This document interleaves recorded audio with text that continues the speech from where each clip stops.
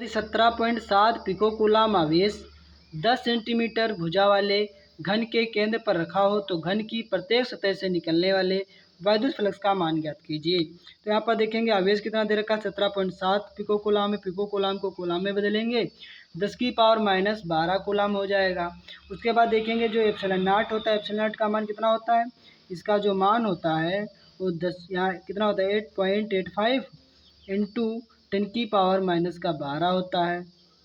इसका जो मात्रा होता है न्यूटन डेस मीटर स्क्वायर बटे कूलम स्क्वायर।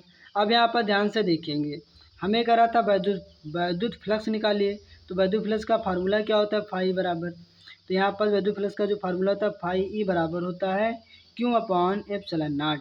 लेकिन सवाल में क्या बोल रहा था, घन की प्रत्येक सतह से, सतह कितनी है घन की भैया, तो घन की प्रत्येक सतह है 6। कैसे 6, आप रूम में जाओगे, एक नीचे की एक ऊपर की 2 हो गई, और एक दाएं एक बाएं 2 4 हो गई, कितने हो गई 2 2 4, फिर एक इधर से एक उधर से, तो कितने दाएं बाएं मतलब पूरा पश्चिम उत्तर दक्षिण 4 ये दिशाएं हो गई, और एक ऊपर एक नीचे कितनी हो गई 6 हो गई। तो ये कह रहा था घन की प्रत्येक सतह से, सतह घन में कितनी होती है 6, तो यहाँ पर से 1/6 से क्या करोगे गुणा कर दोगे, तो यहाँ पर वैद्युत फ्लक्स फाई ये 1 से रहेगा, 1/, कितना रहेगा 6 रहेगा, इंटू आवेश कितना दे रखा था 17.7 पूरे 10 की पावर माइनस का 12, और यहाँ पर एप्सिलॉन का मान कितना है 8.85 इंटू 10 की पावर माइनस का 12, माइनस का 12 ऊपर जाएगा प्लस का 12 हो जाएगा।